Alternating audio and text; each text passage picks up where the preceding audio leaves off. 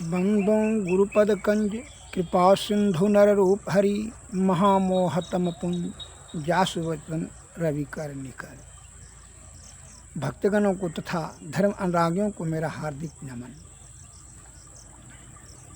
महाउपनिषद अध्याय 3 में आया है यह पद, भारो ओ विवेकीन शास्त्रम भारो ज्ञानम च रागिन अशांतस्य मनो भारो भारो ओ नात्म्य विदो विपुह। अर्थात ओ विवेकी के लिए शास्त्र भार है और रागी के लिए ज्ञान भार है और अशांत मनुष्य के लिए मन भार है और जो आत्मज्ञानी नहीं है उसको शरीर ही भार है। देहाती भाषा में ये एक शब्द आया है कि विषय भोगी मनुष्य मानसिक रोगी होता है। उसका ज्ञान का बात बड़े बूढ़े बुजुर्गों का, ज्ञानियों ध्यानियों का शब्द का वह उस पर किसी प्रकार का कोई असर नहीं पड़ता है, क्योंकि इसलिए कामासक्त मनुष्य जो कामी है, क्रोधी है, लालची है, लंपट है, ईर्ष्यालु है, उसको जो है सद्बुद्धि का, ज्ञान का उस पर कोई असर नहीं पड़ता है।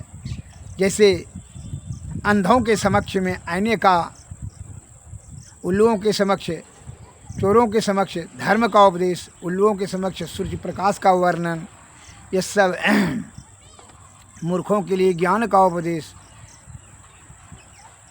नशेड़ियों को शास्त्र का ज्ञान, ये सभी व्यर्थ शब्द बेकार होगा।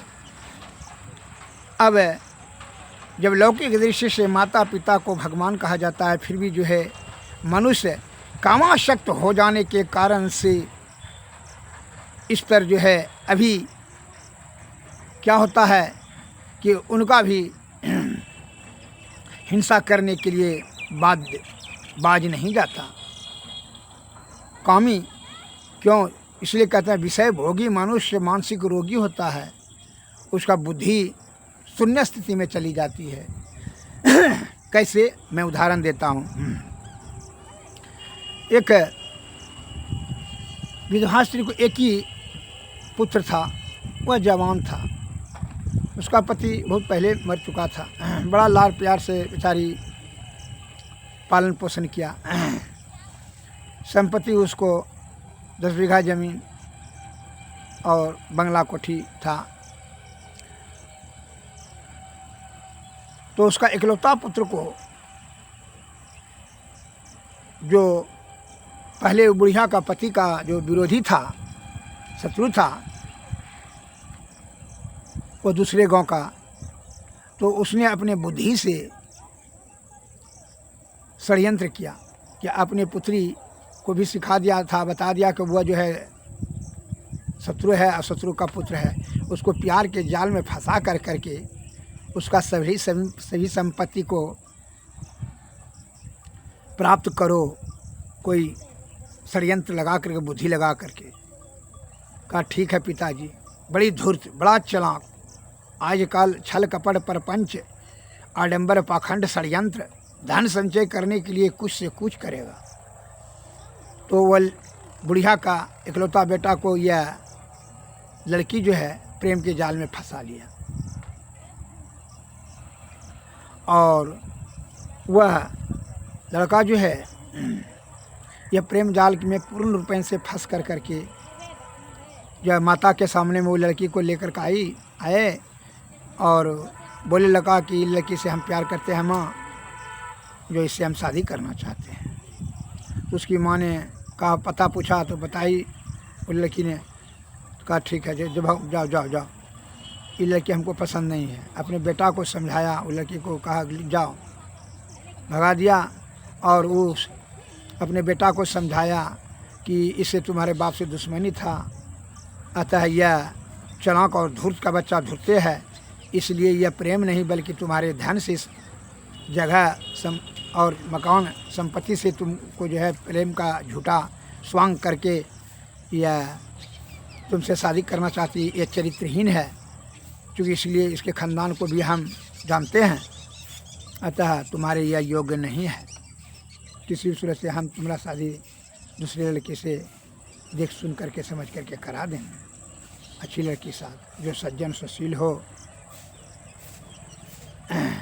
चरित्रवान हो, उसके साथ कराएंगे। यह चरित्रहीन लड़की ये चालाकी से जो है तुमको प्रेम जाल में फंसा करके तुम्हारा संपत्ति पर इसका पैनी नज़र है, आता है तुम्हारी संपत्ति को हथियाना चाहती है। ऐसे चरित्रहीन लड़की से शादी करना उचित किसी भी स्थिति। अगर यदि तुम नहीं मानेगा तो हम तुमको संपत्ति से बेदखल कर देंगे।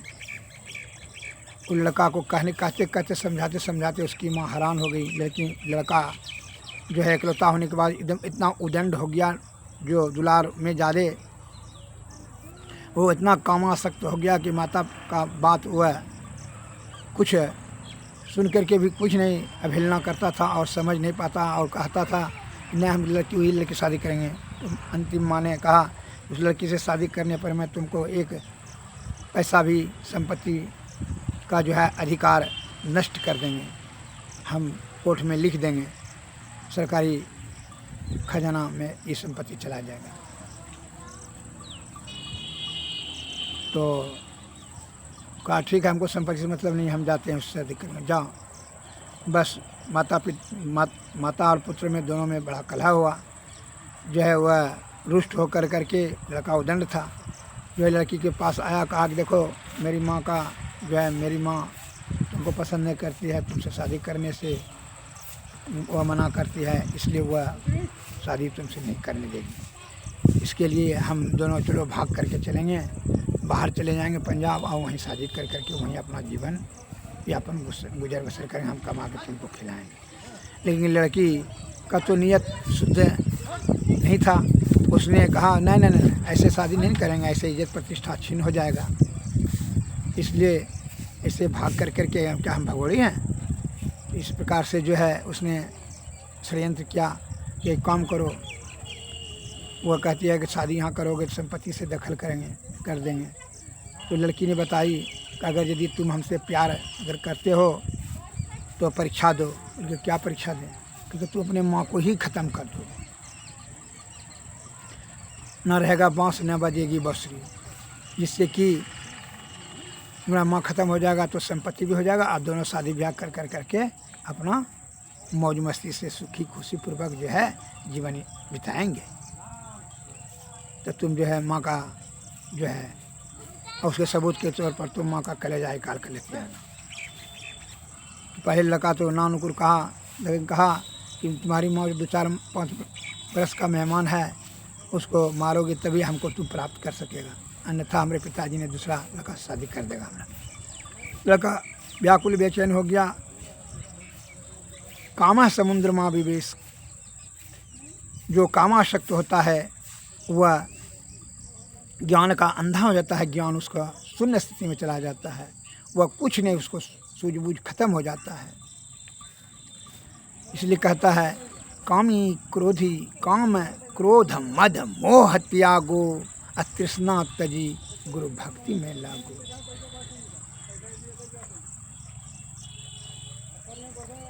यह कामाशक्त होकर करके जो है हाँ कह दिया और कहा ठीक है।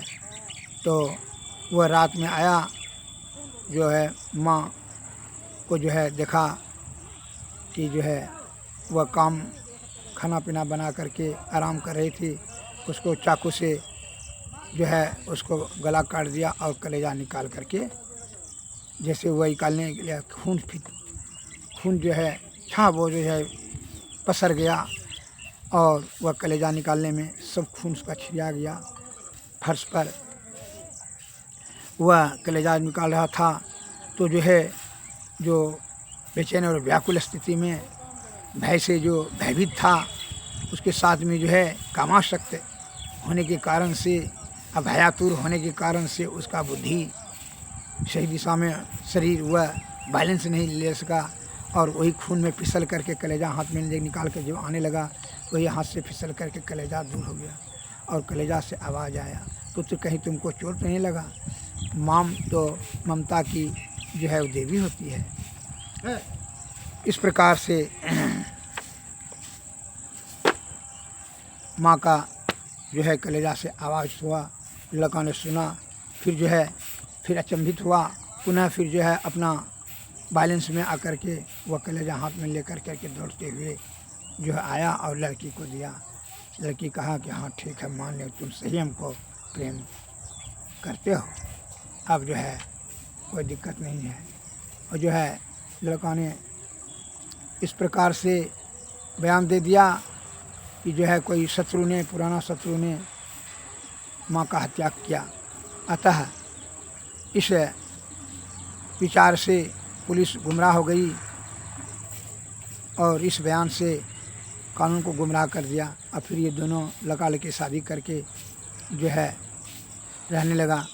लेकिन जिसका चरित्र बिगड़ जाए, वह कभी चरित्रहीन जो हो जाए, जिसके अपवित्र अशुद्ध विषय या आसक्त हो जाए, वह कभी उसमें पवित्रता नहीं आ सकती है और विषय भोगी कभी सुखी नहीं हो सकता है। पाप कभी पीछा नहीं छोड़ेगा। वह पाप जो है के कारण से कोई भी पापी अगर यदि कहता है पाप का कार्य कर करके सुखी हो जाएंगे, उसका सोच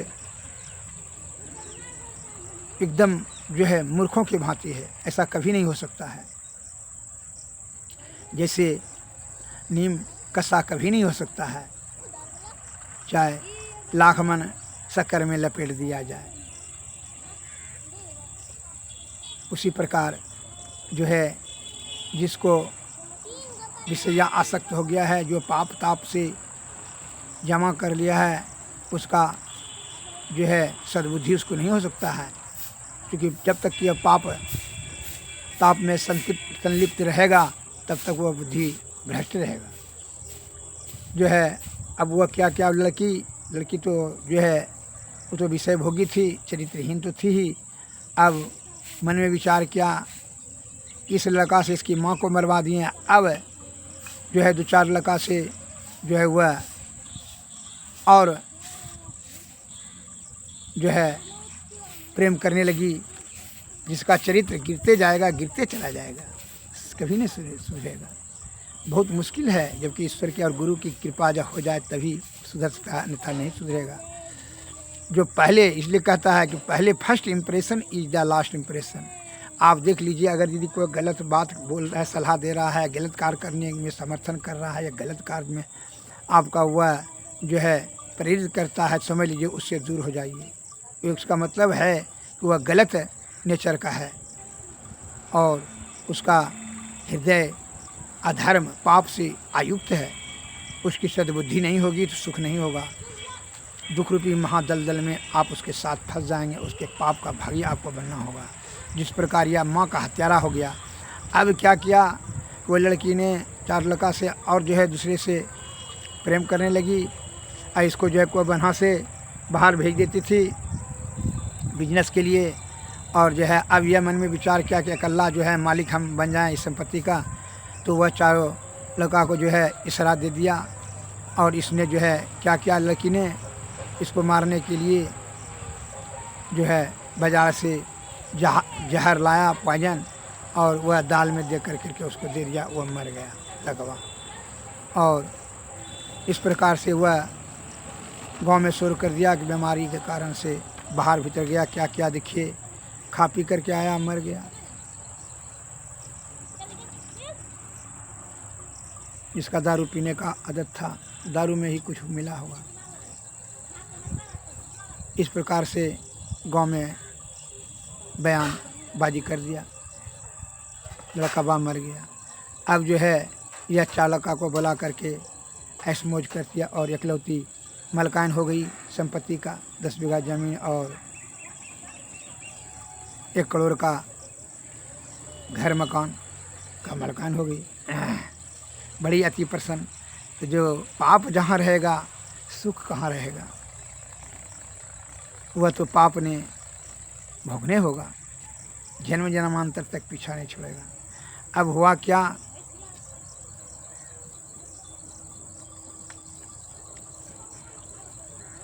जैसी करनी वैसी भरनी। कर्म के को नहीं सुख दुख कर दाता, निज कृत कर्म भोगों ताता। विषय भोगी अपने ही बुद्धि से दुष्ट बुद्धि से, दुर्बुद्धि से, विषय भोगी बुद्धि से वह खुद विषय रूपी महाजाल में फंस कर करके तड़प तड़प कर करके अपने प्राण त्याग देते हैं। अब यह क्या क्या क्या चाठों से जो है पाँचों छोटों जो है पर पुरुष के साथ में इस संबंध बना लिया, जिसके कारण से वह पुरुष में जो है सब कला हो गया कि नहीं वो हमसे ज़्यादा प्रेम करती है, जाना नहीं तुम जाना नहीं, उसको ईर्षा का भाव हो गया। एक ठो ने लड़कियाँ का गले काट दिया।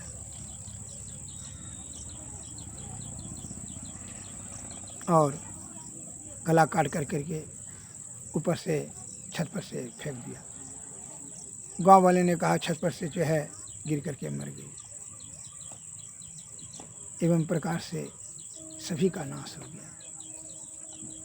अतः विषय भोगी पापी कभी सुखी नहीं हो सकता, किसी भी स्थिति से नहीं। कर्मों का फल कर्म प्रधान विश्व करी राखा, जो जस करें तस फल चाखा। कर्म के अनुसार से फल भोगना पड़ता है। अतः इसीलिए जो विषय भोगी किसी प्रकार का जो षड्यंत्र छल कपट परपंच बला बुद्धि से लगा कर सोचता है कि हम सुख समृद्धि शांति हो जाएंगे, उसको ऐसा कभी नहीं होगा। सुख शांति और समृद्धि प्राप्त करने के लिए सद्गुरु के शरण में जा कर करके विषय का त्याग, अध्यात्म ज्ञान और सद्गुरु की कृपा, साधु की संगति से सद्बुद्धि होगा। सत्वगुण में सदाचार का पालन करते शुद्ध चित्त पवित्र आत्मा वाले को ही सुख और परम सुख दोनों होगा। क्या सद्गुरु का ज्ञान वहाँ शरीर में मस्तिष्क में जो है वास करेगा, वह सुन करके अमल कर पाएगा। इसलिए संत महात्मा लोग कहते हैं विषय बात ना छूटत न मन से, नाहक नर बैराग करे, जल बिच मीन बझे पंछी में, जीव के कारण प्राण हरे। कामी अपने काम वासना से ही वह नाश हो अपने आप को प्राप्त करता है। जल बिच बीन बझे बंसी में, जीव के कारण प्राण हरे, सो रस ना वस कियो न जोगी, नाहक इंद्रिय साधि मरे, वन में रहत मृगा निशिवासर, ना काहू के दोष करे, सो मुरली धुनि सुनन कारण, व्याधावान से प्राण हरे, नयन के कारण जरय पतिंगा, परस पाय गजराज हरे, नासा कारण भर मर नाश भऊ, पाँचों रस ले पाँच मरे, किन कोटि तीरथ तप पूजा, मुनि हो के ध्यान धरे, लक्ष्मी पतिता लगी सब झूठे, जा लगी मन नाही हाथ करे, विषय वासना छूटत न मन से, नाहक नर वैराग करे। श्री सद्गुरु महाराज।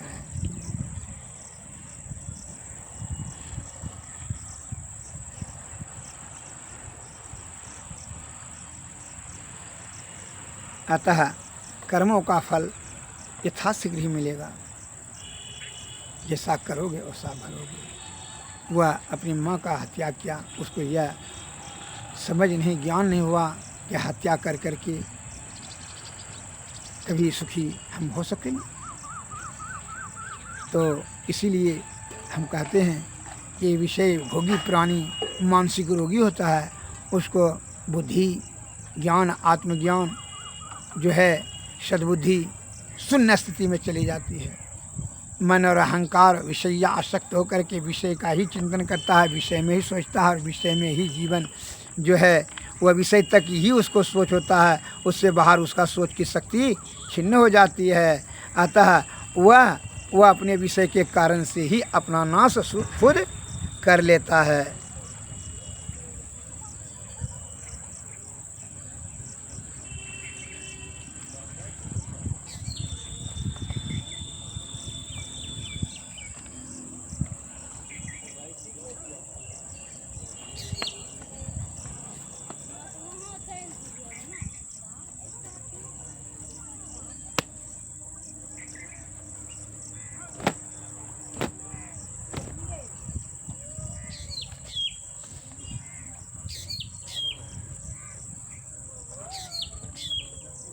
श्री सद्गुरु महाराज। इसलिए अगर यदि सुख और परम सुख की कामना करते हैं, इससे पहले आप विषय का त्याग करके सद्गुरु के शरण में जाएं और उनके शरण में जा कर के पूर्ण श्रद्धा और आस्था से उनकी सेवा शुश्रूषा से आप सुख और परम सुख दोनों प्राप्त कर लेंगे।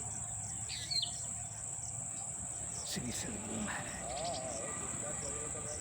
आरती तन मंदिर में कीजिए, दृष्टि जुगल कर सनमुख दीजिए। चमकई बिंदु सूक्ष्म अति उज्जवल, ब्रह्म जो अनुपम लख लीजिए। जगमग जगमग रूप ब्रह्मंडा, निरखी निरखी ज्योति तज दीजिए। शब्द सूरतयाभ्यास सरलतर, करि करि सार सवद दीजिए। ऐसी जुगति कया गढ़ त्यागी, भव भ्रम भेद सकल मल छीजी। अवखंडन यारति यह निरमल, में ही अमृत रस पीजिए। आरती तन मंदिर में कीजिए, दृष्टि जुगल कर सनमुख दीजिए। श्री सद्गुरु महाराज की जय। श्री सद्गुरुदेव नमः। नमस्कार।